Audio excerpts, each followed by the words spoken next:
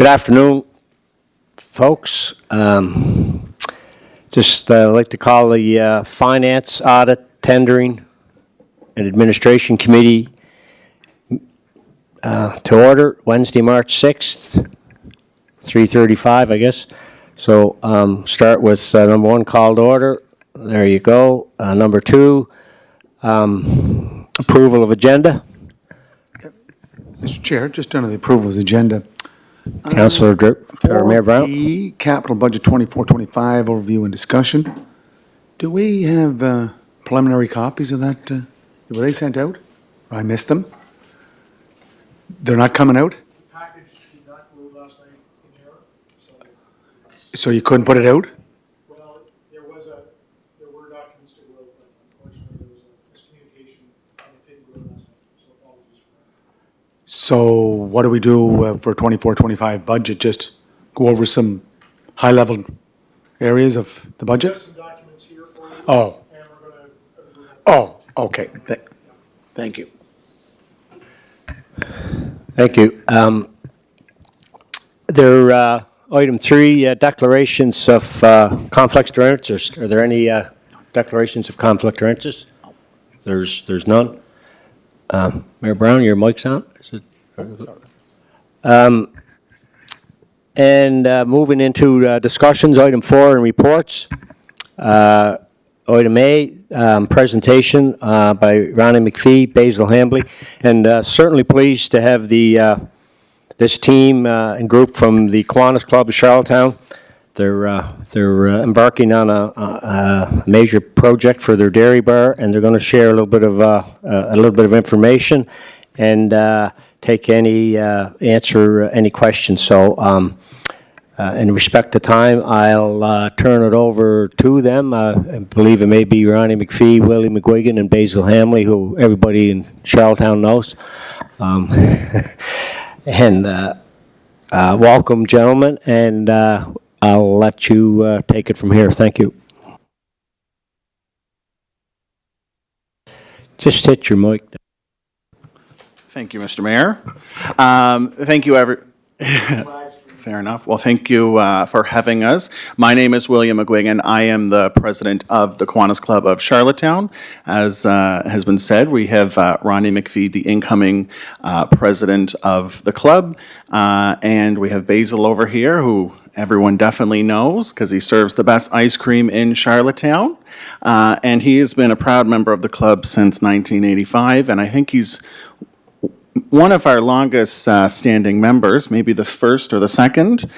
So he has lots of experience and lots of knowledge of why we're here today. And he's the supervisor and manager of the dairy barn. He's been a huge reason for our success in the city over the last 75 years.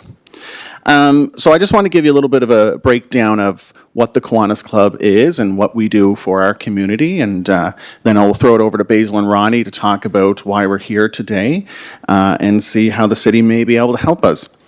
So for anyone who does not know, the Kiwanis Club of Charlottetown was founded in 1947, but Kiwanis International was founded back in the 1900s. So it's a service club that has been around for over 100 years. Like any service club, our role is serving our community in whatever way our community requires of us. Since 1947, we have adapted to serve our community in whatever way it requires. Back in the early days, we were known to help veterans and help families after the war, and since then we've adapted with the times. Back in the 2000s, we were also known to be a major part in the creation of the Abe Zakim House and serving our community that way. And in a minute, I'll tell you about how we're serving our community in today's world. But the Kiwanis motto is, Kiwanis is a global organization of volunteers dedicated to improving the world one child, one community at a time. So just to kind of give you a little bit of an explanation on what we are doing in our community, our reach goes to all areas, children, hospitals, schools, mental health. On one of the pages there, you'll see a breakdown of our many, many organizations. We provide funding to all the hospitals on the island, including the IWK in Halifax. We provide funding to several schools, including Prince Street Elementary, Colonel Gray, and other schools as required. And these are some of our dedicated yearly sponsors and funders, but, you know, we also support people who come to us who are looking for a one-off support and help them in that way.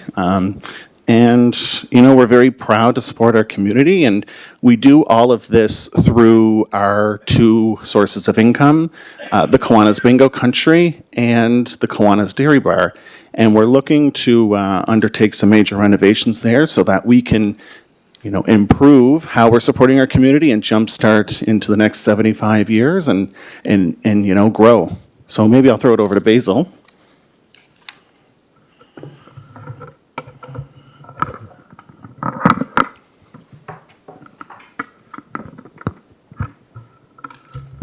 All right, thank you, Will. Well, as you all know, the Kiwanis Club has strong ties to Victoria Park, and it has had really since 1955. The Kiwanis Dairy Bar opened the dairy bar in 1955, and we're the oldest and the longest-serving dairy bar in Prince Edward Island. At that same time, the Kiwanis were involved in building the first wading pool in Victoria Park, which helped in conjunction with the Red Cross. So some of the things that we have supported over the years, different projects, is as I said, the wading pool. We've done some tree planting. We've donated to the skateboard park, Prince Edward Island battery site, tennis and ball associations. We've donated to them. The Kiwanis Diamond, Kiwanis Little League Ball Diamond in the mid-'80s. We, again, worked with the city and constructed that. We had it constructed. And we've as well supported other events in the park and sponsor those. Some of those would be the Natal Day and Canada Day in conjunction with the city, the ALS, Cancer, Alzheimer's, Kids Help Phone, just to name a few. These groups, when they are holding events in the park, they will come to us and look for sponsorship and donations. And we are glad to be there to support them. The renovations, so what we're looking at doing is the capacity building. So this will allow us to have a walk-in cooler and freezer. Currently, we have a bunch of freezers around the place and coolers, but this will coordinate, so we'll have less of those with a walk-in cooler and freezer, as well as some more space to keep some stock on site. 'Cause at present time, certain times throughout the summer, we have to take large orders, especially at the beginning, and the dairy bar is just not big enough to house it, so we do have to keep product off-site. So this would allow us to keep it on-site. The staff washroom is part of the addition. Infrastructure improvements, as any building goes. This was renovated back in 1994. Was the last time that we did anything to it of major structurally, which is now 30 years ago, and so it does need some more work. To expand the footprint, that will, as I said, give us more room to keep product on site and enhance, as Will said, our products that we carry and hopefully increase our numbers. The cost, as it's in the report, is approximately, we're getting an estimate right now of about $600,000 to do it. As everybody knows, building and everything else has just gone through the roof, and we're part of that. So the timeline, currently we're securing funding, trying to figure out where we're going with that. This summer, we're hoping to secure contractors and materials, and begin in this fall of 2024. We would begin construction as soon as we can get the contractor in place, if we move forward, and then we'd finish up in the spring and get ready to open up. This year we'll be opening up around the 19th of April, and that's the earliest we've ever opened up. And hopefully next year we will be ready to do the same. Thank you.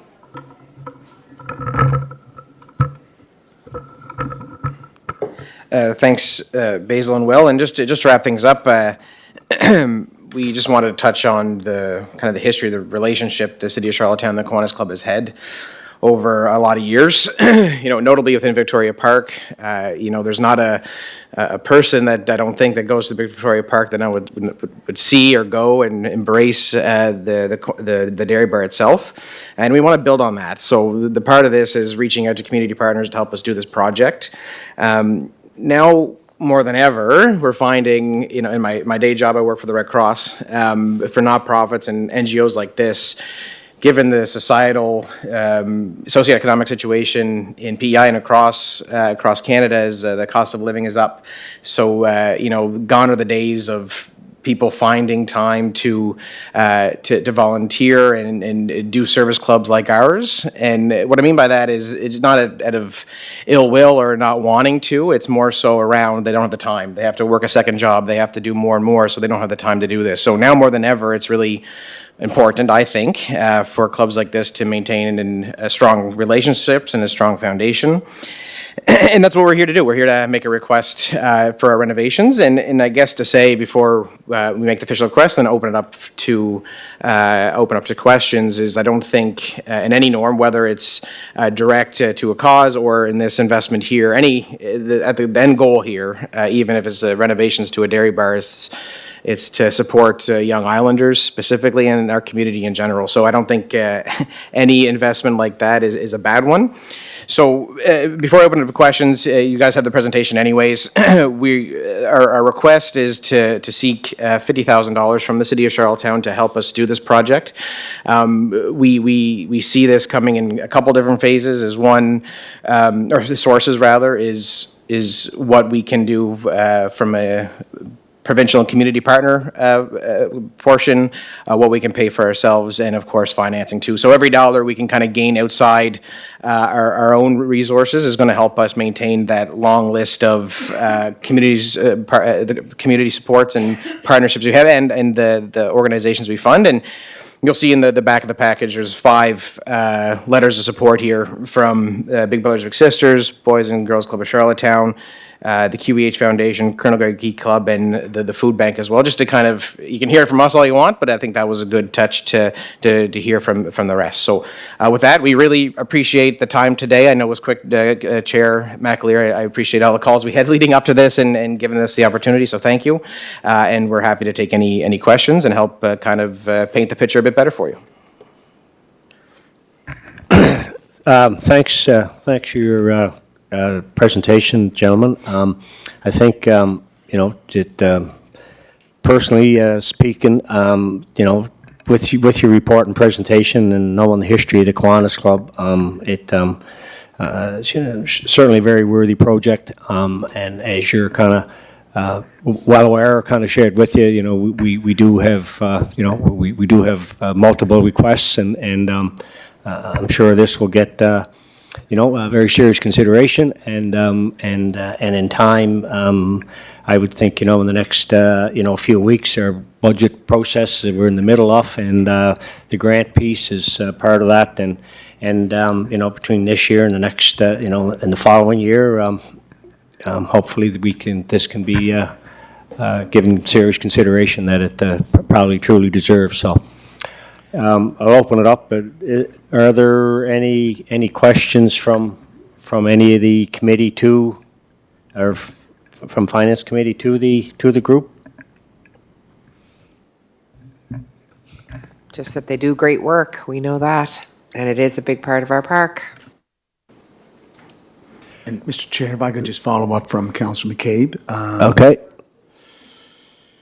If you look on page 5 and 6, that wading pool, the splash pad, I think that was something we were trying to do somewhere else, but I didn't know that it was a Kiwanis project until it was discussed at the Standing Committee of Parks, Recreation and Leisure. And I think, Ronnie, I believe you were involved in the baseball clubhouse back in 2000, 2001. Is that right? We'll defer to our resident historian over here. Yeah, no. Yeah, I would believe, I'm sure that Yeah. everything that's done. I put up the rafters for it, and I was on council, so we did that service in kind. I just want to tell you that. But I just want to say that this is a great organization. Look at the the associated bodies that are supporting their efforts, Big Brothers, Big Sisters, the QEH. And we can't forget, your washrooms are greatly used by boardwalk users every day. I know we maintain them, but you do a great job in ensuring that they're open and that they're available. So that's a service you're providing. So I appreciate the effort from your club, and especially Basil and Linda that are there day and night, so they know the users and they know the people that come to the park and enjoy the dairy bar.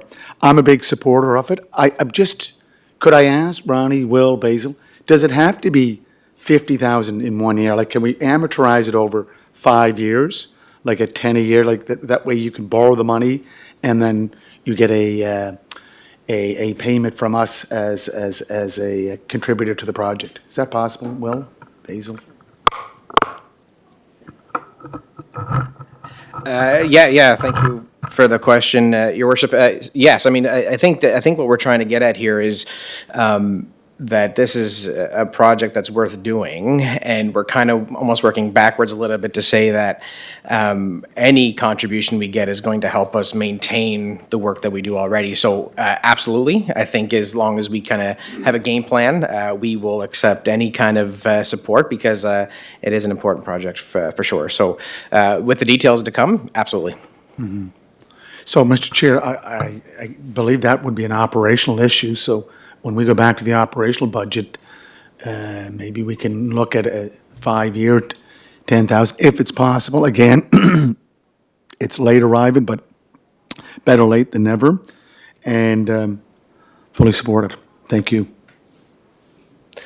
All right, thank you, gentlemen. Again, your organization has been a great supporter in the community, and not only the municipality, but I'm sure islanders across the province have benefited from your charitable work and dollars. Thank you. Thanks for having us.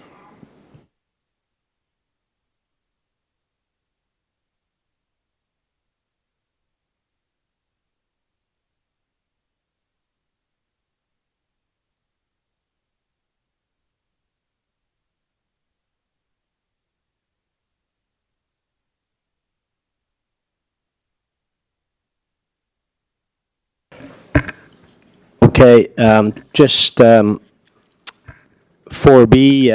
the capital budget overview and discussion. And just before I call Dan Jenkins, our CFO, to the floor, just Betty French, our finance manager's here. Just Betty, if you would, I know we chatted earlier this afternoon just about where we've been historically with the timeline on our capital budget, and I know there was some talk at our recent council meeting on our timelines, and just if you could context the history and kind of where we are. There's some just a little bit of a different process of how it's coming together this year, but if you could just context that, and then Dan can take us through to the capital budget. Thank you. Thank you, Mr. Chair. Yes, we were talking the other night about the capital budget being later this year than it has been in past years. And I looked back at about the last 5 years. Last year, the capital budget was approved on the 13th of March. The year before that, it was at the end of January. But the 4 or 5 years before that, it was March or April of each year. 1 year, it was as late as the middle of April. So my impression is that we are on a similar timeline to what we have been most years.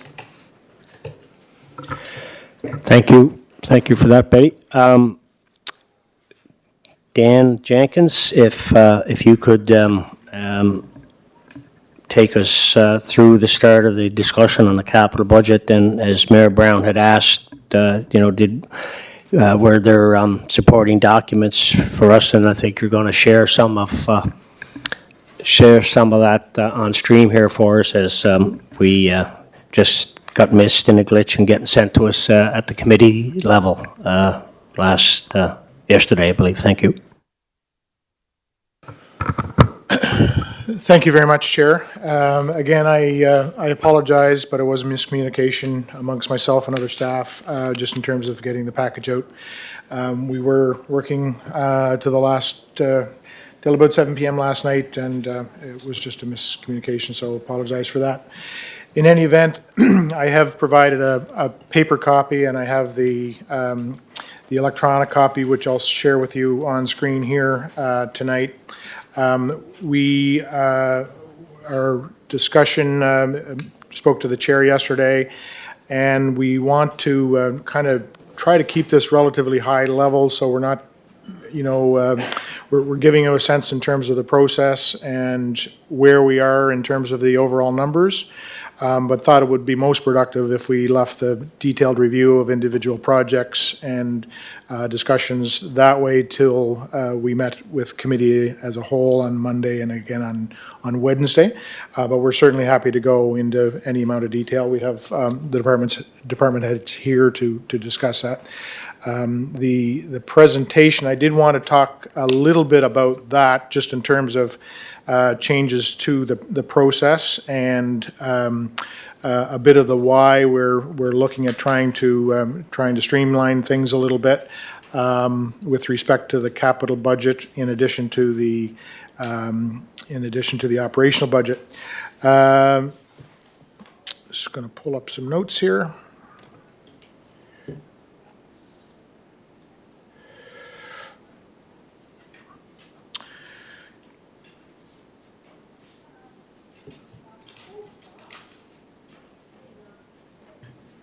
Mr. Chair, just while he's looking, Dan, do you have the list of projects for each of the departments? No, You don't have that time? the department heads are still working on that. So as recently as today, we were refining numbers so we started at 93 million in terms of capital budget last week. And we knew that wasn't tenable, and we knew that some of the issues around that 93 million were process-oriented, that we really didn't have $93 million in projects. A lot of the information in that $93 million was tied to carryover amounts from previous years, that projects that might have been approved on a previous year's capital budget document, but those projects may have been completed or abandoned, but yet the carryover amounts continued on and were making up part of that $93 million. So that in one, but also secondarily, and probably more importantly, we wanted to have the department heads go through project by project, line by line, to identify really highlight those items that they felt could be procured and completed in the next building season. So those that would actually hit our financial statements next year and would require debt financing and on which we'd incur interest costs and depreciation. So long story short, is we went from about a $93 million overall capital budget document. Now we've whittled that down to 74 million net of partner financing. So, we're 25% of the way there. Just to give you kind of a high level review of the implication for the operational budget, if we were to go with that number today, and council approved that capital budget on March 28th, the impact on our operating budget would be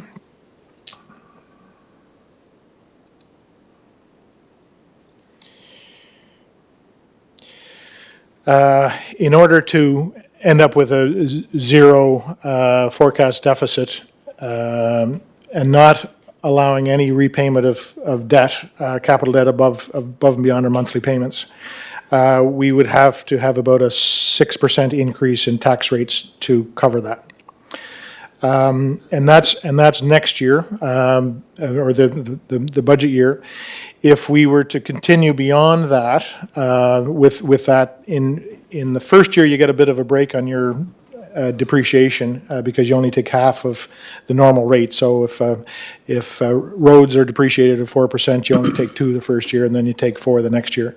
So in year 2, the impact on the operational budget of that extra spending, the incremental spending, would be about an 11% increase in property tax rates. So some fairly significant potential implications for continuing with that forecast and approving those expenditures. We did go through in detail with the department managers department heads to ensure that they felt that they could get that work done and that those continued to be priority projects. But that's as far as we could take it without the advice and direction of council. So that's where we are today in terms of the overall picture, and that's reflected in the first page of the handout that I gave you. So, Dan? Yep. Mr. Chair, so again, I go back to our budget for 23-24 and look at what you're proposing for 24-25, and you do have interest on long-term debt, short-term capital bridging debt, depreciation. That's pretty the same stuff here. So I'm just starting to figure this. So our depreciation in 23-24 was 7 million. Yes. So we were, and this year you're looking at a depreciation of 8 million? Well, it would be 8.6. But was that based on these numbers, or some other number? so that finance, our manager of finance, Betty, projected depreciation interest, assuming that we spent about what we spent in this current fiscal year. And we talked about the gap between the capital budget of 68 million and what we expect to spend. Betty's most recent estimate is somewhere closer to 25 million. So had we spent that last year, Betty would probably have factored that into the budget. I want to be clear, I'm not recommending a $75 million capital budget under any circumstances. That would not be my advice. My advice would be to try to keep that capital budget somewhere closer to 30, 35, or 40 million to be sustainable. And that would, permit us to stay somewhere within the same tax rate. We may want to make some additional operational decisions in terms of the budget. But I think the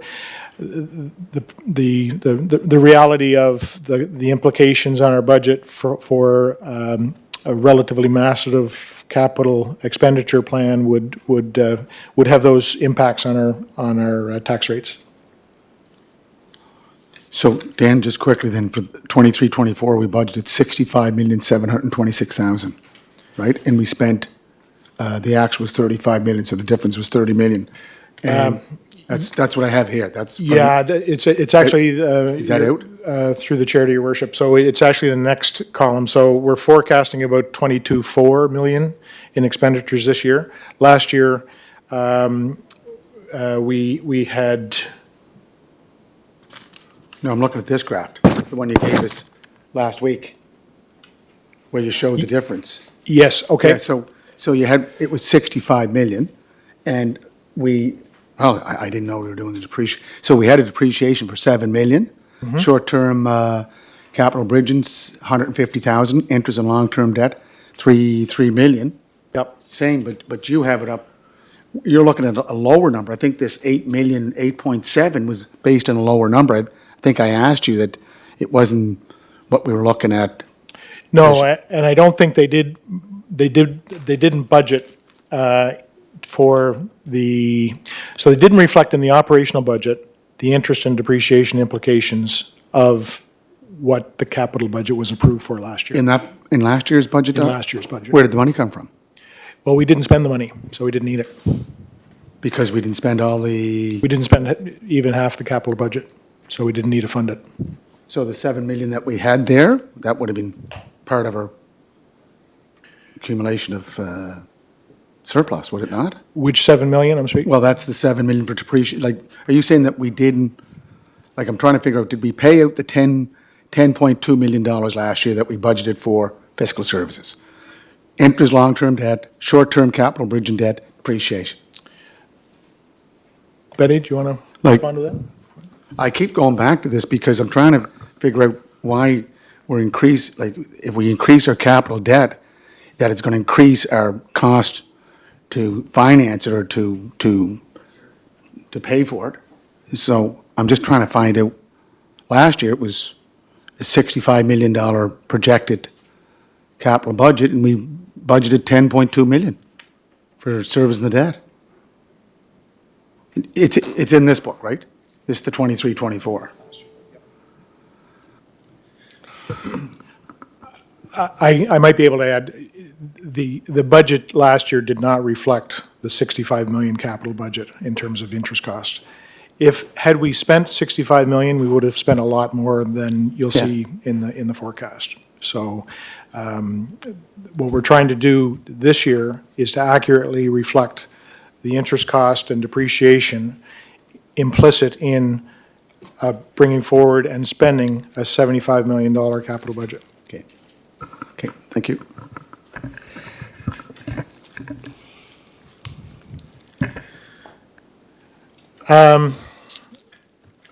Moving forward, I did want to try to share with you a bit in terms of how we'd like to change the approach. Jackie, if you wouldn't mind sharing my screen here.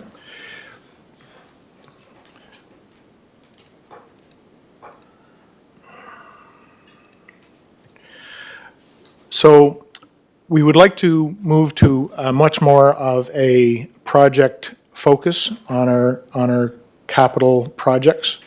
So looking at individual projects and reporting on the individual projects regularly, not waiting for, kind of 2 weeks before budget time, but to really consider our projects and review them on an ongoing basis. So it's a continual process of where we are with projects, what the planned spending was, status of completion, what our spending is in terms of our estimated costs. If we realize halfway through the year that our projected spending is going to be much higher than we had budgeted for, we can bring those requests to council mid-year. So that when it comes to budget time, we really are just fine-tuning the work that we've done through the year on the individual capital projects. And this project view would be shared with staff and also with our residents. So we would want to get to the point where the project view, and I'll share with you just a mock-up of what we might do for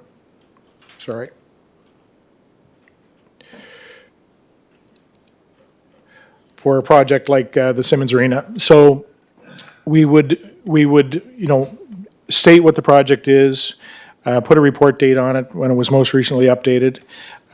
Frank Quinn, our manager of Parks and Recreation, has this information on the website for this particular project, but it breaks the project down into project approval and spending, which is this section here, and then where we plan to go with our capital spending, so how we plan to roll that money out over the coming years.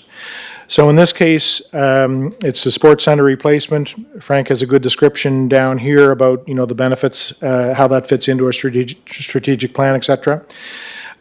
We brought this project to council over 3 years already, and we're coming into our 4th year. So in 2021, council approved a $15 million budget for this project. So they approved the project at $15 million.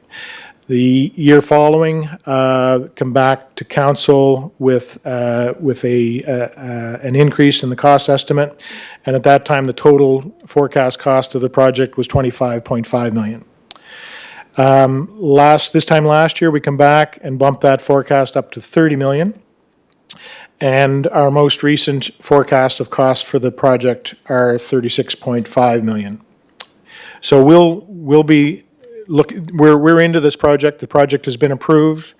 It's not something we can stop midterm. There might be some bells and whistles that you might be able to delete, but essentially the project is as it was designed and is moving towards completion, and we forecast that it'll be occupied come October.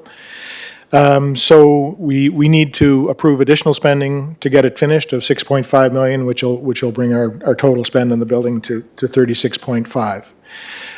We have approved partner funding of a little south of $18 million.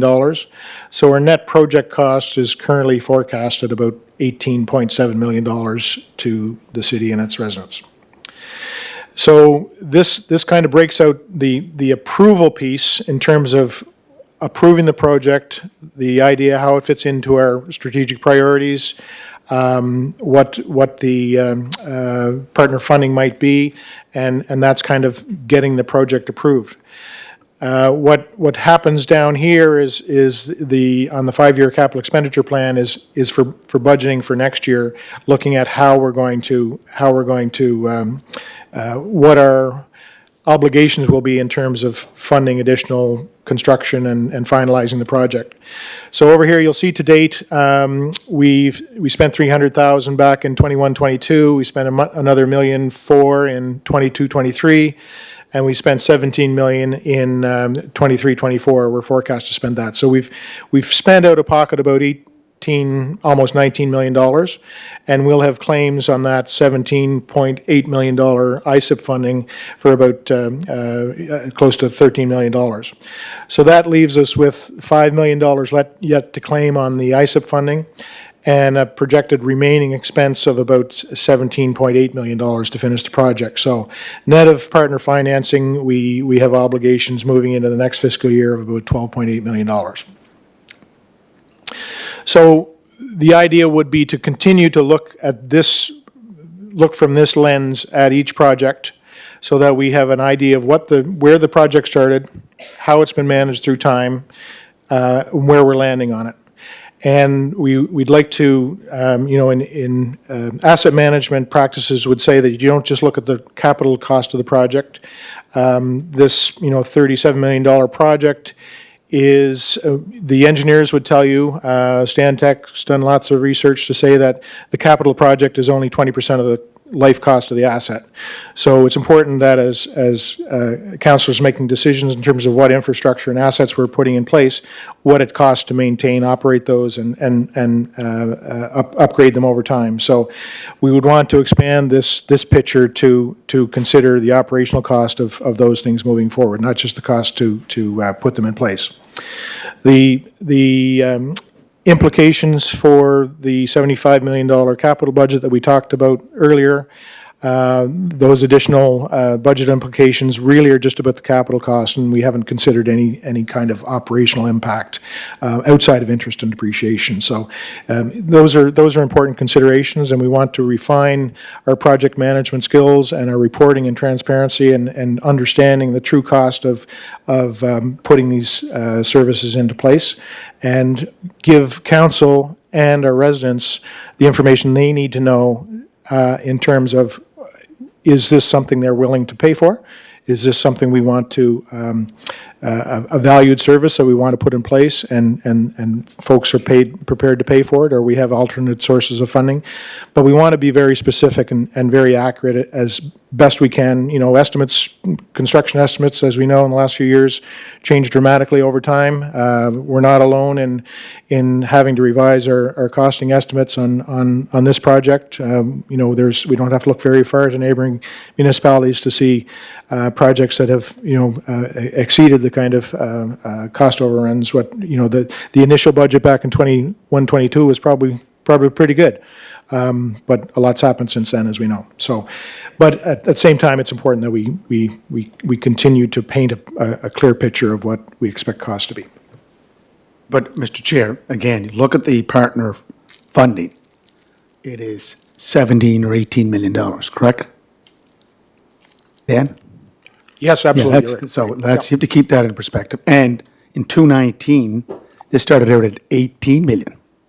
So it's doubled because of COVID and because of labor issues, supply issues, and so forth. So, yeah. Yeah, no, I mean, even with the increase in building costs, the net project cost, we had very handsome partner funding on this project. So it's a $17.8 million state-of-the-art, net zero ready facility that has long life and service to the residents of Charlottetown. And there's no shortage of people that have used Simmons over the years in any number of areas. But it's just, I think it's important, and there's an onus on management to really try to paint the picture as clearly as we can in terms of the impacts of these decisions long term. Councillor McCabe. Thank you. And I really, really like seeing this for someone. I think anybody can look at this and really see how the money is being broken down, how the money is being spent. I like the idea of projection around not just the physical building, but also, what it's going to cost to maintain these new builds. It just, for me, that's very clear. It's helpful, and it's as open as you can be. And I would prefer to see these regular updates. As I've said, I've really appreciated Betty's regular breakdowns of where we sit and why we sit and where we're going to go. Thank you. Okay, Dan, are you continuing on with? I'm happy to answer any additional questions. I will show you just another kind of variation of the presentation on that if you're interested in seeing it. It's the third page of what I handed out to you folks. But this is kind of what I would expect the budget book would look like. So, the project description is there. It would be referenced to that project summary sheet that we just went through. You can see where the approvals happened over time, and the additional requests for this year, and then how we're going to spend it over the next 5 years, what the budget implications are for that. So, just to give you some sense of where we'd like to go with this. But we would really like to get to the point where this is a live document that's accessible by residents, and they can kind of see where we are. Councillors can see where we are on a regularly updated basis, and so that's kind of the intention behind the change. Yeah, one thing about Mayor Brown. One thing about accountants, they love spreadsheets. Done the calculating when they put the numbers in. Dan, so, do you have an idea what you're looking at for capital budget? It's not 75, right? Like, is it 50? What are you looking at? Because I think. Well, my advice would be that we should try to spend close to 30 to 40 million, as opposed to 75. Yeah, but you know that we will not spend that 30 to. We've had this conversation at the last meeting that we want to spend that 30 to 40 million dollars. I hope you're right, but Yeah. really what this document does is it gives to a large extent at this point, as we understand the capital budgeting process, and I would like to kind of redefine it as we go so that our focus is much more on the project perspective that you see here, so that we approve the project and then it's up to staff to execute, the contractors to build it, and staff to report back to council how we're doing over time. But my best information now, in terms of what the department heads have presented in terms of their requirements moving forward, there's still latitude in many of those projects. Simmons, we don't have much room to go. If we pulled out stakes now, the cost implications, we probably wouldn't save anything. You end up with an unfinished building. That's not really an option. But there are projects that haven't commenced yet, that haven't been tendered, that there's no contractual obligation, that we can make choices on. And that really is a decision that I think we, as senior leadership, will try to provide some direction on. But there's been a great deal of input from council and committees on many of these projects over the past number of years, and there are expectations in terms of when these things will get completed. So ultimately, it's council's decision as to what projects roll forward, but doing so with an understanding of what the potential impact on tax rates needs to be to fund that. So projects can be kicked down the road, they can be deferred, and there can be more explicit direction given to staff in terms of what council needs to see proceed this year.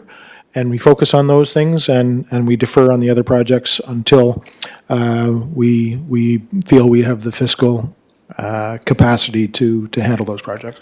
So, Mr. Chair, through the chair to Dan, so you look at 12,370,000 is what you increased, that's what you're budgeting for fiscal services.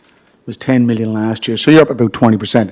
So did you base that on a $30 million capital budget? What's that 20% increase, or is that just inflationary? I'll get Manager of Finance Betty to respond to that. I think it was essentially, past experience continuing, but I'll get Betty to. That is correct. We made our best estimate based on primarily what's happened in this current fiscal year, as well as looking at what's happened in prior years. The long-term debt piece, we were looking at bringing on another 34,700,000 in long-term debt. And we have to fund, as far as the long-term debt goes, we have to fund the net of partner funding. For the depreciation amortization side, the amount that gets set up as assets and then needs to be depreciated is the full amount. So the interest was fairly easy to calculate. We had to work a bit more with estimates with the depreciation, and we were looking at if we had about 45 million in new additions in the new fiscal year, and that is what we've used for the depreciation there. Okay, so it's at 45 million, right? That's 45 total spending and 35 net of partner funding. Right, so 45 minus 10 million for partner funding, right? Okay, so, there's some other projects that are in the queue there. That's why I was hoping to see the list. The Confederation Center, Dan and I have had this discussion. It's a $74 million restoration or renovation of the Confederation Center with provincial federal partnerships. And at a conference in Halifax yesterday, the director of planning, Kent Forrest, he said that the new arts cultural facility in Fredericton will cost $90 million, and it's their facility. They will have to pay for that. How Eleanor asked me, how do they finance? Well, that's their problem. That's not my problem. But if I look at the proposal, I'm going to send the proposal again to you from the Confederation Center. The capital that they're looking at is all public right away. So I think that's one project. I don't know if that's in your 45 million, but we have to be on board because this is the centerpiece of the city of Charlottetown. It's the Confederation Center of the Arts and Culture Center, which was opened in 1964. Like it's got a lot of impact for the city. So I don't know how I get that through, but I'll send off the documents to you have them. I'll send them off to the committee members so they can see it. Thank you. Councillor McCabe, then Councillor Drown. Okay, thank you. And I might need, again, first time really trying to understand all these numbers, but His Worship said we won't spend $30 million in capital projects, but I'm looking in front of me and there's 12.8 for Simmons to be completed. We have an $8 million tender that we just approved to go out for the Eastern Gateway, that's 20. So we already approved $8 million in that? Okay, either way, because we were kind of approving money that we never spent, and we're catching up, and this is why it's important to get to that baseline where we're seeing exactly kind of where we are and where we're going. I I really think that there could be, and there we just used another example of wanting to invest in something that's very important to our city for sure. But again, for us, it's to be fiscal responsible, we have to be able to look at C, and that's why this is so important, I believe, for everybody to be able to look, whether it's me or whether it's a resident on Water Street, to look at this and say, okay. They're not supporting the Confederation Center this year because they don't want to support the Confederation Center, but this is what we have to work with. And we have infrastructure that's aging and old, and we have, so to me, I'm just looking at 2 projects right now coming out, and that's $20 million, not even getting into anything else. Councillor Drown. Thank you. Thank you, Councillor McAleer. And Dan, I appreciate your numbers here, but we've cut the capital down from 90 to hopefully between 30 and 40 million. And then we have the mayor sitting here saying we got to support the capital projects for the Confederation Center, which is like a $5 million ask. We don't have the capital budget here. We don't have the projects, but you can't sit here. I mean, we've given the Confederation Center money. We give them a tax break, but yet you're saying, like, let's jump on board and give them what they want. I understand it's a great building, the Confederation Center. It's a federal building. We pay a lot. Like, before you start saying we have to look at this, let's look at all the projects and be fiscally responsible to see where we're going to go. I mean, we cut down from 90 million to 40 or 45, so there's a lot of projects that are not going to come forward. We don't have them in front of us here to debate it and to push them forward. Like, if it says environment and sustainability so much, we don't know what the projects are here yet. We're going to have to sit down as a council and discuss what goes ahead and what not to go ahead. So, I mean, to cut 40 million in capital, that's being fiscally responsible, and I appreciate that. But we have to see the projects, what we're going to cut. So, we can't start picking and choosing what I like, what the mayor likes, what the chair likes. We have to sit down as a council and decide. So, thank you. Thank you for Councillor Drown. Back to Councillor McCabe.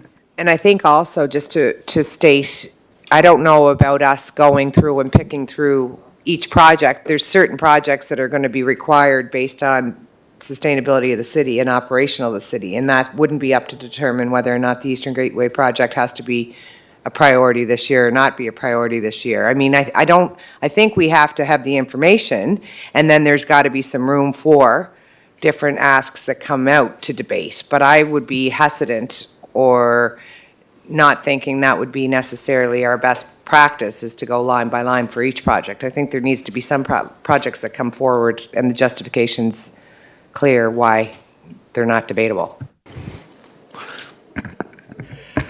Just on that. Thank you. Thank you, John. Back to, we have to go back to Councillor Drown. We have to go through line to line. Like, if Public Works wants to spend $25–40 million, what do we say? Okay, go ahead. We have to have every line item, every project, everything that we're approving. That's the joys of finance and financial responsibility. You can't just say, yes, go ahead, senior management or whatever. You're the person, the council here is the person that's signing on to say that we're spending the money. So we have to know exactly where the money's going. Now, all staff, all departments put in their wish list, but it's up to us to decide what goes ahead. And I understand if there's a building that's leaking and the roof is in bad repair, then that has to come forward. But for other projects that would be nice to do, we have to have the numbers, we have to have the projects, we have to have all this in front of us before we make an informed decision. That's my. Oh, no, I don't Thank you. disagree either. I want to make that clear. I think we need to see where the money's being spent. I thought you meant we were going to debate each single project line by line, but you're right, if there's things that make sense and have to happen, but I'd like to see the information too. Yeah, and Danny, if I could, I just want to kind of context in my own mind the broad numbers. Like we did start out, and we did start with a number 90, and just using round numbers. Today, you're in front of us with 74. Let's call it 75 for round numbers. And I'm thinking of the timeline of getting this budget done. We're running out of time. And then next Monday, assuming you're going to come with a $35 million capital budget, we got to find 40 between now and Monday. In terms of the additional conversations you'll have with department heads, and am I got that right? The only deadline that we have in reality is the March 28th in terms of the approval of the financial plan. So we would still be within our obligations under the MGA to take as much time as we need between now and then to whittle down, if you will, capital projects and make different choices on the operational budget. So we're still in the deliberation stage. We do have a little bit of a checkpoint next Thursday, which is the public meeting in respect of the financial plan, which is an open house. Now, we're not required to present final budgets that have been through council and approved. It's really meant for an opportunity for residents to look at the projects that are being considered, what the priorities are for council that are reflected in the plan to date. But it's not a requirement that we present our final plan at that stage. So it can be a discussion document, if you will, and that gives residents and stakeholders an opportunity to vector in to say, look, we really think this is an important project, or we think, you're way off base, nobody will support that. So maybe it gives council an opportunity to hear those concerns and to reflect them in the final document that goes forward for approval on the 28th. So we do have some time. I think my preference would be that we will bring this document forward with the supporting detail on the projects, with a detailed list of the projects for council to review and consider and have your say in terms of what you think can and cannot be postponed, and then senior leadership would take that and try to refine it as much as we can. But ultimately, it's a choice of council in terms of what your priorities are and how to fund it. We just have to tell you what the implications are and recommend, a course of action, which we will do. So just, and so what I'm hearing from yourself, and I think the committee and council has heard, the last meeting, that potentially fair to say that we're probably going to be dealing with a 35 to a maybe high-end capital budget of $40 million, potentially? Again, that's not my call to make. That's council's decision. Yeah. Councillor Drown. Thank you. So if I may just pick your brain there, Danny, if we do go with the between 35 and $45 million capital budget, that's sustainable, so we wouldn't have to raise taxes at that point. If we decide to go with a 50, 60, 70 million, then we're looking at turn around and have to pay for that, so we'd have to raise taxes. So is that where I'm getting, or what you're getting? Thanks. Yes, I mean, the other option is to make cuts in the operational budget, so there could be staff cuts, rollbacks in programming. We're spending $85 million a year on our operations, so council can make determinations in terms of changes in priorities there as well. So the two are very much interrelated. You can achieve savings on the operational budget, or you can increase revenue, increasing taxes, increasing fines, levies, other things. So there are other ways to do it, of course. Mayor Brown? Yeah, no, this is the kind of discussion I was hoping for, but again, that's why I asked when the agenda was approved, where are the projects? It has been customary to go through those projects at this standing committee level. As you know, it was asked the other night by a councillor, no, the capital budget comes right back to council. No, goes here first. we take a look at it and see what's coming up, but we don't have that opportunity because the details are not there. And that's why it's important to go through the operational budget, because in the operational budget is where, that's where we're financing it. So for water and wastewater, the utility, is their cost of borrowing and depreciation part of that 12 million? It's not, is it? Through the chair to your worship, no, it is implicit in the budget forecast for the utility. That Yeah, 50 so million. it has it in right 50 here, it's million. 544 and also 543, interest on long-term debt and depreciation. So we have organizations, Bell Alliance Center, we have Eastlink Center, they get capital money from us, right? The utility, they borrow money and they find ways to pay for it from their own budget because they're a corporation. So I think, if we're going to follow your path, which you want to take us down, which is depreciate, pay the interest on what we're going to project as a debt, capital debt for the city for the coming year, then we should be doing that for Bell Alliance. If they're going to borrow $1 million for new equipment, then that depreciation, that interest, should be part of our funding going to them. It would be the same for Eastlink. Or the departments, Public Works, if they're going to borrow $50 million or $40 million, then that should be incorporated in their operational budget. So that way it's fairly equitably distributed amongst all the spenders, capital budget spenders. And that way we can look at, the operational budget for each of the departments or the utility are really getting into accountability for their budgets, and not just their operational, their capital budgets and their operational. So that, I think, would be a big help, maybe not this year because we're trying to get this budget done and completed. But, to get back to the items, that is why I put this project, the Confederation Center of the Arts and Cultural Center, on the table, because it's a big project for the city. And we may not all agree, which I know we will not all agree on it, but I didn't see any of the projects, so I wanted to get my oar in the water, because we had that discussion that you didn't think it was. But we're looking at the Charlottetown Yacht Club, and we're saying that's a capital budget, but it's still not our asset. We're actually going in a 10-year license on it.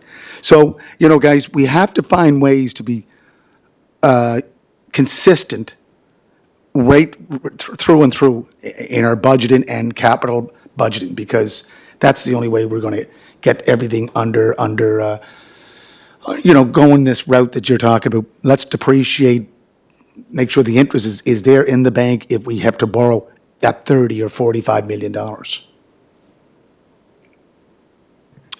Thank you. Danny? Through the chair to the mayor. Yeah, I don't disagree that allocating the costs of borrowing to, the programs that we're delivering is a desirable thing. I think moving forward, that's something we can look at.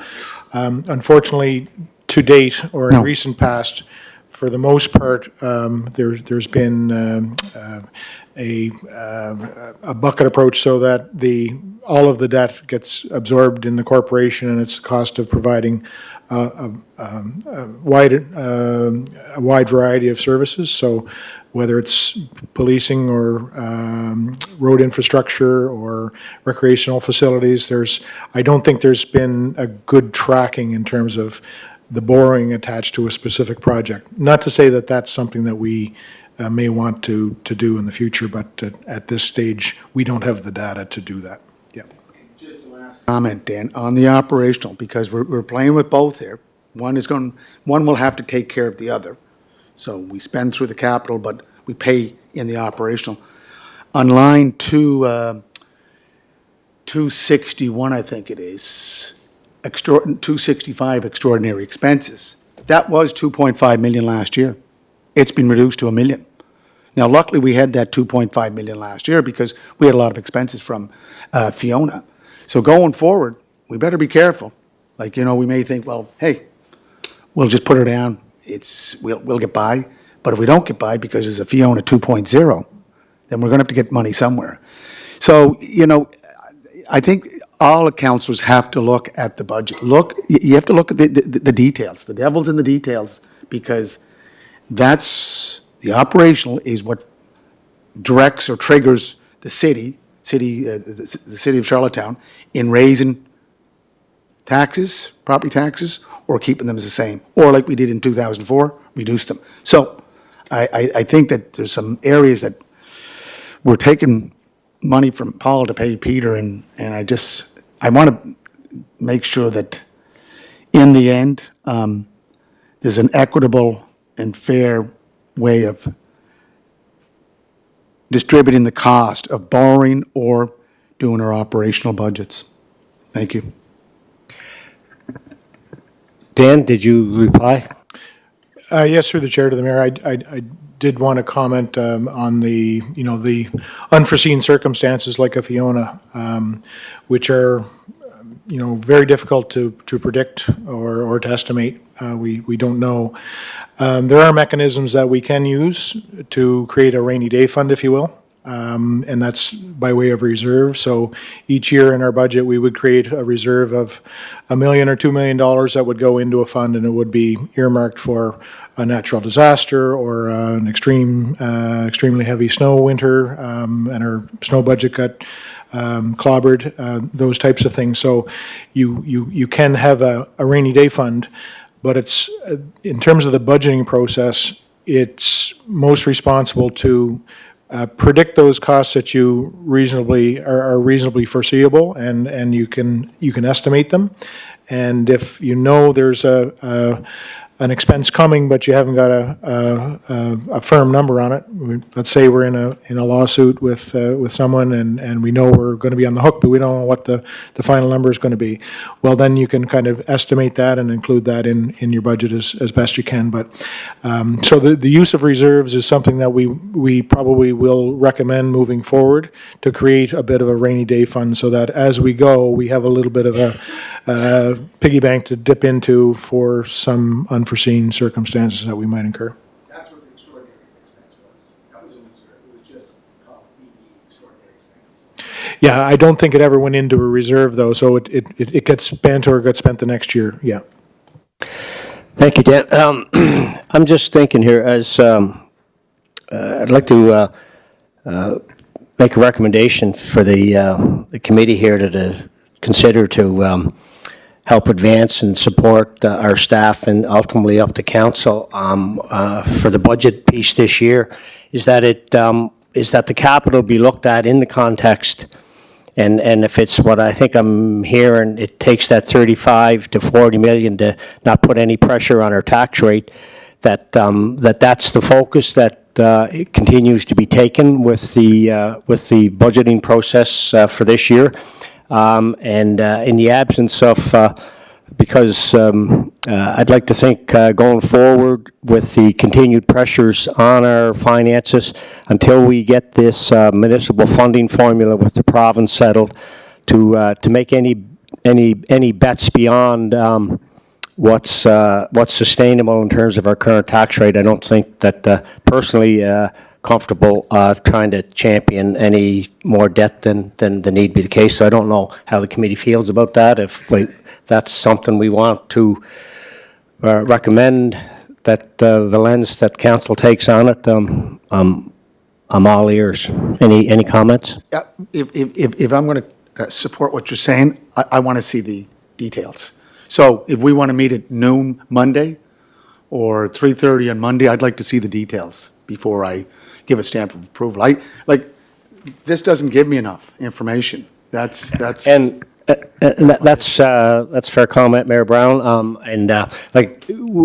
As I've said at the last council meeting, we are the staff and as a group, we're in a bit of this is a kind of a transition year with our new chair or CFO, and him taking a lens on our past processes, which obviously there has to be improvement on, and we're working to get there. So I think whatever we got to do to get this thing together for this year, I think we got to do, and if that means an extra meeting or whatever, I'm all in. So whatever, I don't know how the committee feels. If there's any, Danny, you.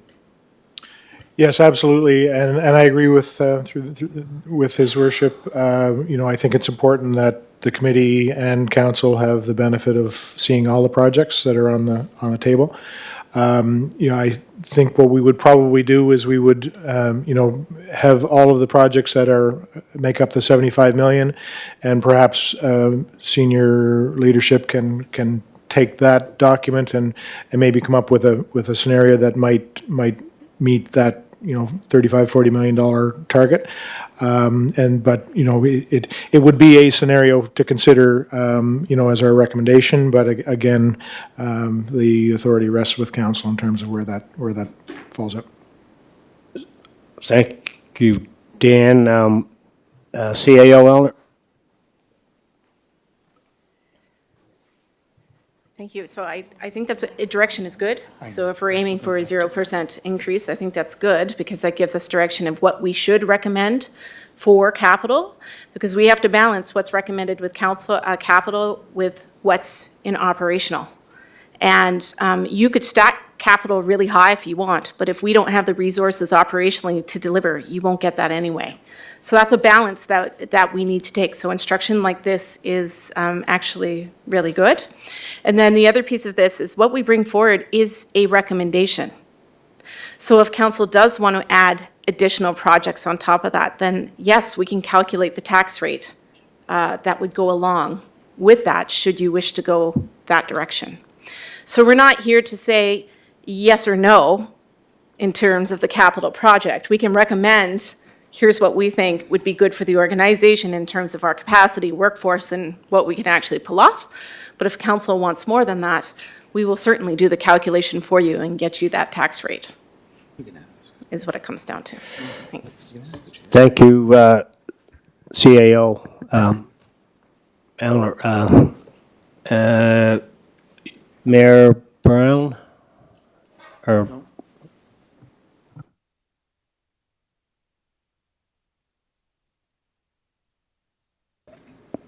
you good, Mayor?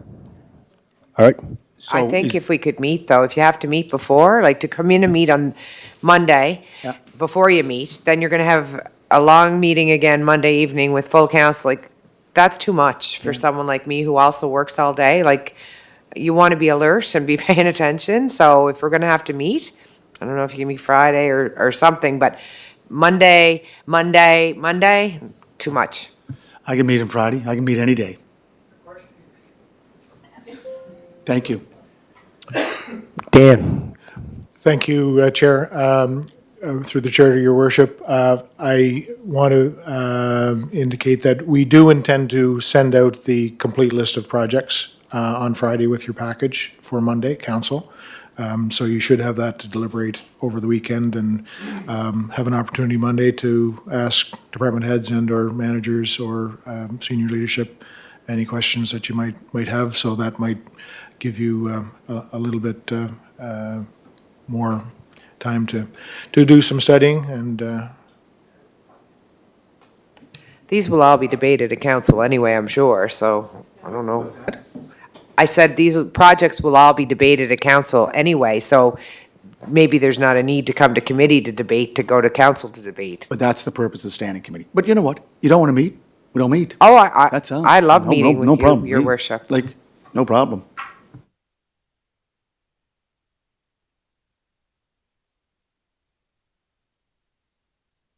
Okay, thank you for that. I think there's agreement on the, amongst the committee, kind of with that kind of a mandate or focus, Dan, or you and your team. And then if, I think what I'm also hearing you say, if by the way, you wanted to consider a 75 or a 65, this is what it would look like, you know, on the tax rate, then anyway, I'm guessing there's probably not much appetite for that, but it won't hurt to show it if it's, can be done. Thank you. Are there, does that, not that we couldn't stay here longer, but on the capital, is there anything further at this point? Okay. Thank you for that, Dan. We will go next to 4D, the annual long-term debt repayment. There's a great Excel spreadsheet on that, and Betty French will speak to it. Thank you.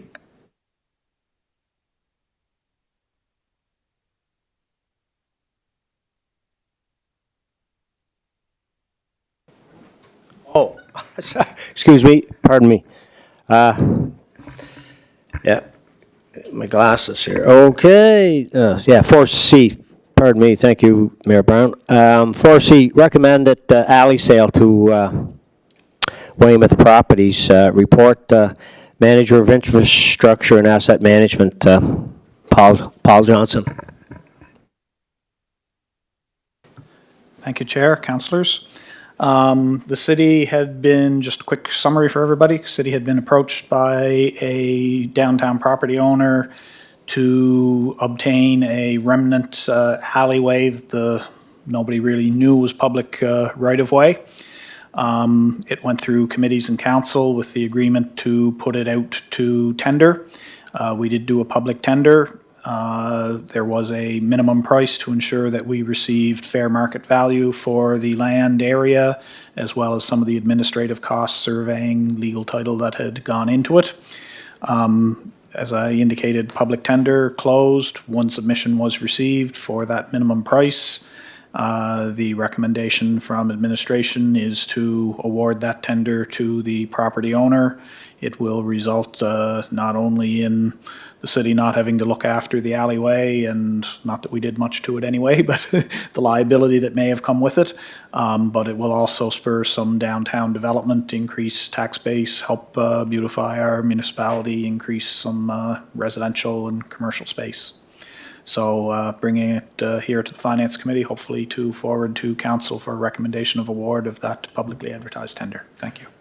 Thank you for that, Paul. Councillor John. No, I think it's great. You know, it's, as you can see it on the map, you know, the city can't use it. We just look after it. So I think it's a great recommendation, and if it needs to be moved, I'll move it. Thanks. I'll second it. Resolution's on the floor, so could I just ask a question, Paul? Paul, how many other lands do we have like this? How many pieces of property? I know I've asked you before, and it's just, like, should we not try to unload some of these properties? Like, we have the building on 54 Maple Avenue, that's gone out to tender to move that house out of there so we can clear it. We have two buildings, two homes up in Mount Everett Road for the extension of Spencer Drive. Like, I've been asked, calls have been made, like, are we gonna put those up to tender? That's not land, that's more tangible goods. But do we have a list of how many pieces of property that we could, you know, disperse through a tendering process? We, excuse me, through the chair to your worship, we know where our city properties are. Lots of people will have different ideas of whether it's useful as parkland or green space, which it may be now, or whether we should be developing it for residential, that sort of thing. In this case, in terms of, like I say, sort of a remnant alleyway, there is only 3 or 4 of those throughout the city. We do know where they are. There hasn't been the time or the demand that this one came about through question to the city. If we put any of the others up, we don't know that there's any interest in anybody looking after them. We'll have incurred the various administrative costs that have gone into it. So, and just FYI, on the other residential properties that the city has that we have purchased for otherwise developing right-of-ways and that sort of thing, they're working their way through towards a tender that will go out to the public. To sell the buildings? For buildings to be removed from the property, so the city is left with vacant land and we can put in roadways or further development in ways that we choose. Thank you. Thank you, Paul. Yeah, and again, yeah, no, nice little piece of work. I guess, whatever, not a big footprint, but great example, I guess, of all the steps that were taken and transparency and openness and what have you. And, you know, it was all, anyway, all followed. So great, thanks. Nice to have the loop closed on that. And I'm sure property owners be pleased as well. So thank you.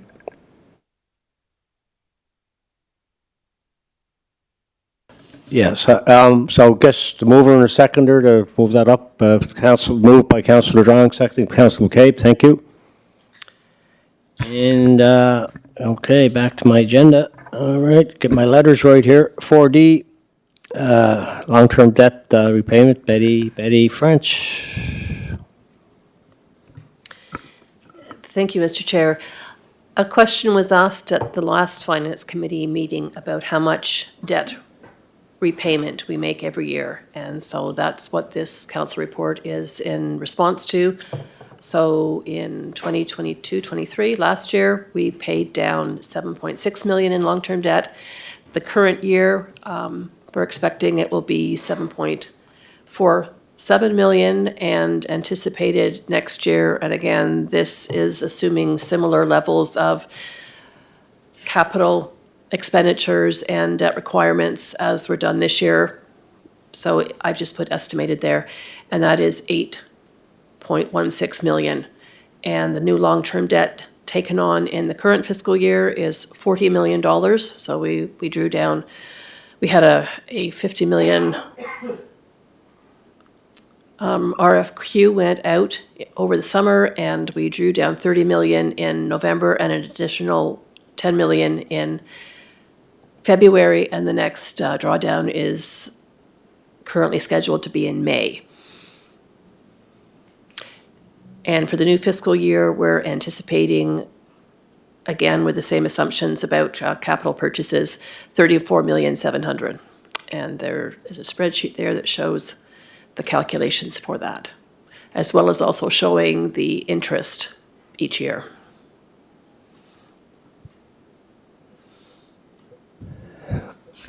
Thank you for that, Betty.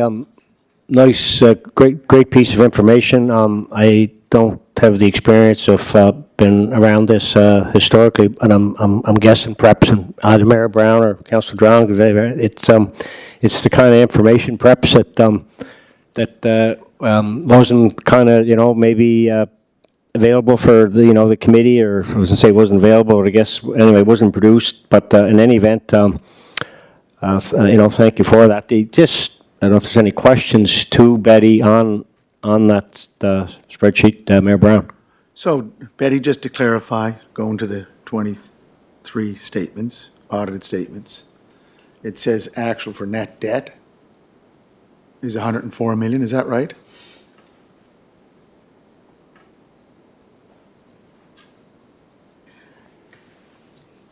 So you're suggesting which column here is tying into the audited statements? No, it's on our audited statements. It says net debt beginning of the year, 2023 was 104, actual was 104. And then. Where are you?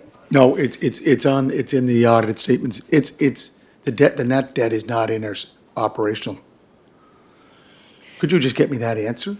This information comes from note 13 in the audited financial statements, and there is one piece that is not on my spreadsheet here, and that is the FCM debt that at the end of 23 was 4.2 million. My apologies, 4.15 million. And I did not include that because that is the FCM funding for the Switch program, which is, they lend us the money and we lend it out to homeowners. Right. But can you just, again, could you please verify the net debt for the city? Just send me an email, send it all to, do you have it there, Dan?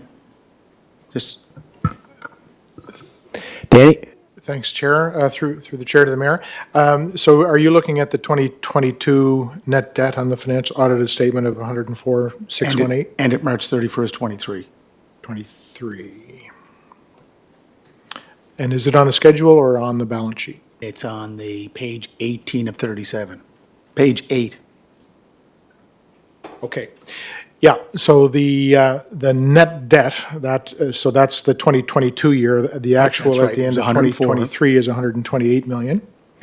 But that is the difference between, so you'd have to go to the balance sheet, and it's the difference between all of our financial assets, so cash, accounts receivable, grants receivable, inventory, investment in government enterprises like Kerry and Eastlink, loans receivable, And then you take off of that all of our debt. So it's bank indebtedness, accounts payable, accrued pension liability, deferred revenue, sick leave and post-employment benefits.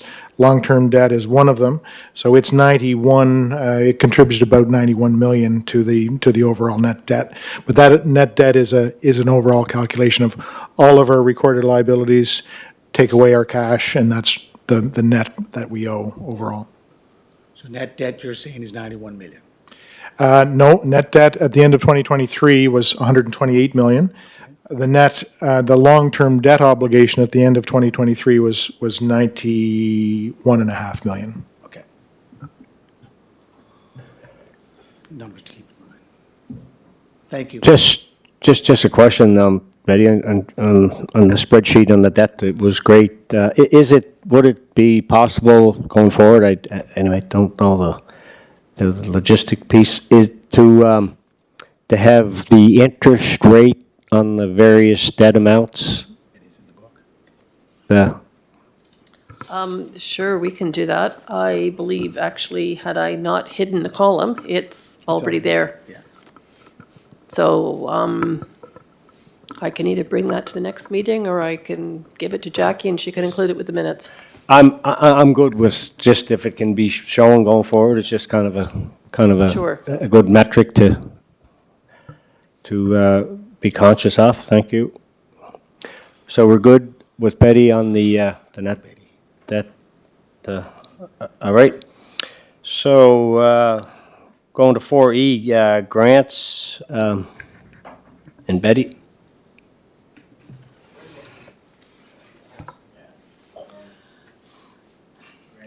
Yes, I have the grant listing that I can show you on screen. It's kind of a big schedule that seemed awkward to print out. So there's been a lot of talk about grants, and especially with, is it a capital grant or an operating grant? And with the Confederate Center asking for as much as they did, and just a number of questions have come up about grants. And so we pulled together a spreadsheet of grants and trying to look at what departments they fall into, and is a single organization perhaps getting money from more than one pot. So I'll share my screen. Jackie has me all set up there.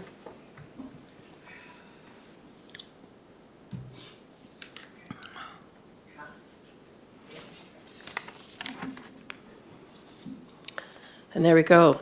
So this shows grants by department over here.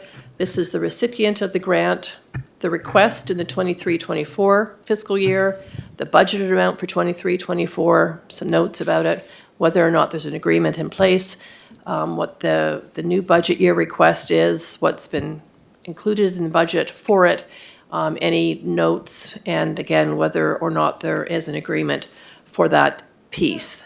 And we've tried to include all the grants from all the different areas.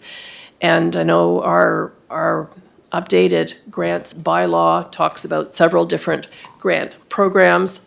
So the first one we have is the events grants. There was a budget of $413,500 in the 23-24 budget for these events grants. It is $707,100 for the 24-25 budget. As we look through this, you can see, for instance, there's a good size grant there for $100,000 plus for the hosting fee for the Grand Slam of Curling. Down here, we have another $100,000 for an event that's pending announcement. So we do have, quite an increase from the previous year, but there are specific events that are listed here that make that up. And that piece falls under the events grant program. The next piece is what sits in the finance section of the budget under kind of an other category. And these are grants that fall under the community grant program for the most part. I don't have the budget here summarized at the top like it was in the previous year, sorry, in the previous section. So we have Charlottetown Library, we finished off that grant in the current year, so we don't have a budget amount for this year. Okay. There are a number of grants listed here, which in last year's budget, they each had their own kind of subline item, and then we had an additional 500,000 that we added in at budget time for new grants that had been brought forward until we got the new grant bylaw and policy in place and had a better selection of criteria. But I've highlighted this section in blue so we can kind of compare from year to year. So the total of all those in the 23-24 budget was 788,000. And as it stands right now in the 24-25 budget, that amount is 400,000.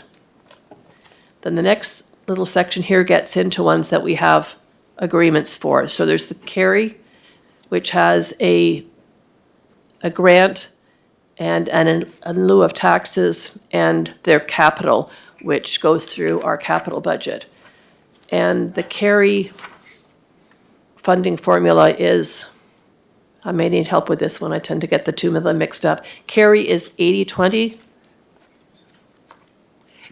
I got it backwards. 87-13 with the province. No, And- with UPEI. With UPEI, yes. It's Eastlink, my apologies. Eastlink is the one with the province, and they're 80-20. And I believe the Kerry agreement will be coming to the end of its life soon and will be negotiated within the next year or so, I'm kind of remembering. And I know Eastlink, they just redid theirs at the end of last year. What agreement, Betty? Well, do we not have an ongoing agreement with Kerry? My understanding was we did. Am I wrong in that? No, it's just an ongoing agreement with, they have an independent board and they ask for money and we send the money. So there isn't an agreement that comes to an end? Okay, I thought I'd heard somebody talking about how we were going to be renegotiating that soon. But- My apologies if I have that wrong. But where's their what's their number? Do we have it? Is it 12? Oh, they're asking for 1.2. Yes. Okay, so just remember now, we did have the Bell Alliant agreement that was for 10 years. It's coming to an end. 50,000 was coming to us, the city, to defray our costs for telecommunications. It was renegotiated by the board. It's for another 5-year agreement for 75,000 cash. Plus, remember the 15,000 that we were sending to seniors, the Seniors Active Living Center? We're now sending that to them. I thought we were going to deduct that. Like, I was asking about this.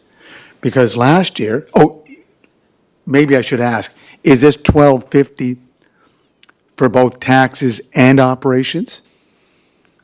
Because we also give them a tax forgiveness of 135. Yep, there it is, right, thank I you. believe that the tax incentive is above and beyond that. I think those are the operational costs. So it went from 985 to 1.25. We can clarify that, though. And then 75, because I thought we were going to minus that. And the 15, like that's 90,000. That 15,000 we sent to seniors to help them defray their common area expenses. It's now going directly to the Kerry board. Okay, we will have a look into that. Would you? Chair? So I'll take out this piece about agreement ending soon. So my misunderstanding there, that's just the Bell Alliant portion. Okay, so this piece is to be Can I just ask a clarified. question? Yes, Before you please. keep going? Before I forget my question? Councillor McCabe, Oh, it's interesting that even within this committee, nobody really knows what's going on. Maybe we should have an agreement when we have these boards so we know what's what. Because you seem to know, Your Worship, what the discussion is. I just checked with Councillor Duran. We don't know what's being discussed, but we're the Finance Committee. So maybe an agreement of some sort with some clarification would benefit. good point, Councillor McCabe, and see Dan Jenkins shaking his head, and Dan, you want to speak to that? Thank you, through the chair, to Councillor McCabe. Indeed, we do have agreements in place. And they aren't explicit in terms of a finite amount for grant funding. As His Worship indicated, essentially, we are responsible to cover the operating losses of those enterprises. So it is a lot of money. And, you know, if we look at Kerry as an example, when the facility was put in place, the original agreement indicated that there would be no operating losses, but if there were, the maximum call in the city would be $79,000. That was renegotiated, that agreement was renegotiated in 2010, I believe, when they realized that there was no way on earth that they were going to be able to maintain that net operating, no operating losses. And at that point, the lid was taken off. So the current agreement is basically that we're responsible for 87% of the operating losses. So there are agreements in place, and I do concur that those are something that probably management will take a good, a deep dive into, and the operation of all our recreational facilities and our investment in how we can manage those better moving forward. But there are agreements in place. I just wanted to be clear. So Dan, okay, so for the capital, on the detail, what does the Kerry have? Do you know what they have on board for us? Is it $1 million this year? Thank you through the chair to the mayor. I believe it's 2. $2 million, okay. Just give me a, So there, go back to what I was saying, that if they're gonna borrow, we're gonna borrow $2 million, right? We're gonna carry the debt for that, pay the interest, the depreciation. So it's not 1.2 million or 1.3 million plus the tax. It's plus the other expense of interest and depreciation. indeed. Yeah, And- so- And again, I think, by changing our focus more to the project and trying to consider all of the costs associated with operating that facility. Yeah. That we'll get a clearer picture over time, hopefully sooner than later. Because right now, we have a lot of our expenses that are kind of distributed through a number of different accounts, and we don't always have a clear picture of what it costs us to provide that service. But it's really important information that we have that, so we can make choices about where we make further investments or where we cut our losses and move on to something else. Just by way of information, the capital budget submitted from Bell Alliance Center was for $2,015,000 for this coming year. The 25-26 projection is for a $6.2 million capital budget, 26-27, and another 1.6 the following year. So over a 5-year period, they're forecasting capital requirements of about $15.5 million. Current system is, that's the cost to the city, not a cost to Kerry that we can, that would take money from their operational, because someone has to pay for it. So if they're operating the facility, both operationally and capital, then it should be their cost. Yeah, I don't disagree with you, but I don't believe that's what is in the current agreement, so.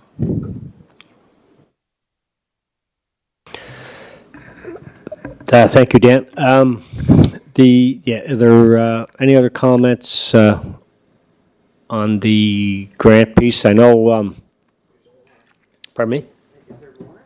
No, Councillor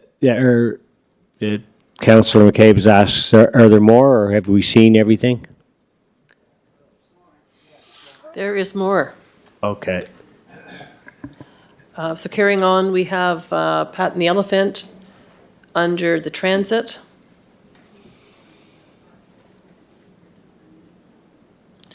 Arts and culture have a grant program. The budget for that in the current fiscal year was $492,000.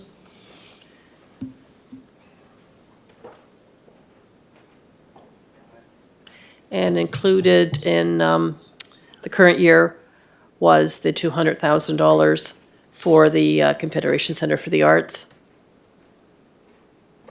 There's heritage grants that are part of planning and heritage. budget is 60,000 up to 5,000 per property, and there's a listing there of the details for the current year. Parks and Rec have some smaller grants in this section, and then there's also the youth group grants in the $42,000 to $45,000 range. Water and Sewer have some grants, budget of $50,000 in the current year, budget of $56,000 in the budget year. And then Environment and Sustainability, they have a micro grant program.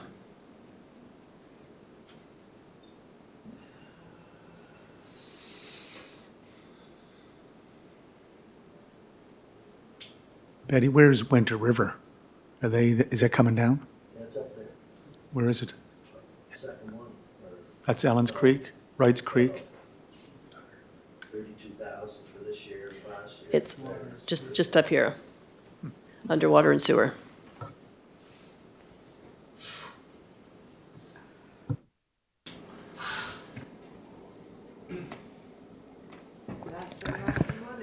Not that that's, oh, go ahead, Dan? Thank you, Chair. I did want to comment that we would like to do a bit of an overview of our grant status, try to compile the grants by project or by property or by, the type of service. So for supporting sustainable projects, we can categorize them that way. If we're supporting, vulnerable youth, that way, but to give, arts and culture, et cetera. And I think, too, it would be valuable for us to do some research in terms of what other municipalities do in relation to supporting through grants these various initiatives. There's no shortage of good places to invest money, but I guess we have to ask our question, what is the municipal government's role? What are the priorities of taxpayers in terms of what we support and what other governments might support, or what the private sector might support. So we do intend to do a bit of work on that to give council a bit of a sense of where we fit in with, perhaps what some other jurisdictions might be doing. Thank you. Okay, I think that concludes the grant piece. I trust, Mayor Brown, you got your mic, you're still Yeah. on grants? We're going to get copies of this, right, Betty? Like the capital? We're going to send them out to all the council? Okay, great. Grants.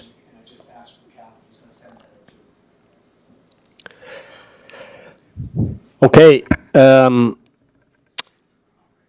4F, monthly financial statements, and Betty French.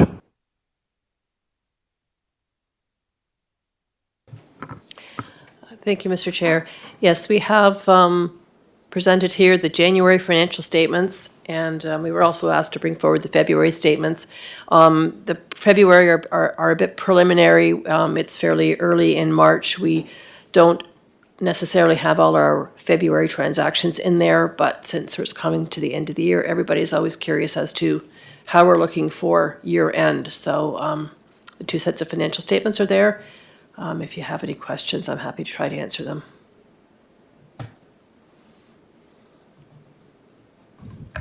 Yeah, no, again, get it, Betty, great data, great information, pretty, very, very current, I think, and, up to date as you can have it, considering calendar. Just, I'm sure it goes without saying, there's no overpayment on our property tax this year. That's been reconciled, I trust. Yes. Okay, any other questions? Any questions of Betty on? Just to clarify the red.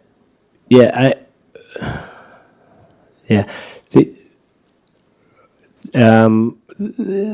go ahead. Positive numbers are black and negative numbers are in brackets and are red. Now, the negative would be the opposite of what you would expect. So our revenue in our financial records, they're all minus, but we deliberately put them as pluses here because that's what one would expect. So if we look under some of the revenues by saying funds available, it's kind of a bit misleading. That terminology really relates more for the expenditures, but that would be just looking at a particular line item and why it's giving us something in red, and that's because we have brought in more money than we budgeted for, so that's a good thing. And under the expenditures, okay, I see a red under the fire department for Fiona, and that's because we deliberately grouped the Fiona funding and the Fiona expenses together so that you could see that they're offsetting each other. There's another red one down under environmental sustainability. That's for last year, and that's likely a funding piece that's been grouped in there. And as far as our city revenue less expenditures, if I'm looking at January, so we have total revenue that's come. No, it's our budget was predicting a negative, whereas our actuals are in the positive. So we were predicting a revenue of 71 million and expenditures of 77 million, which would give us a deficit, but we're actually still in the black. Does that help? Yeah, Betty, just, I'm on the February statement, and just, on the funds available column, just something along the lines of Councillor Drown's question, like the brackets, like the city revenue less expenditures down the line, there's a bracket of 13,410,000, and I mean, I'll read up the columns, I guess, speak to it, but what, can you just kind of quantify for me what's going on there, what that means? Thank you, Mr. Chair. The funds available column is the budget less what has been spent so far to date. And that is what's saying is the funds available right now. And if I'm looking for a red one, so I have just at the bottom. Page 29, original budget, city revenue less expenditures is 6.3 million.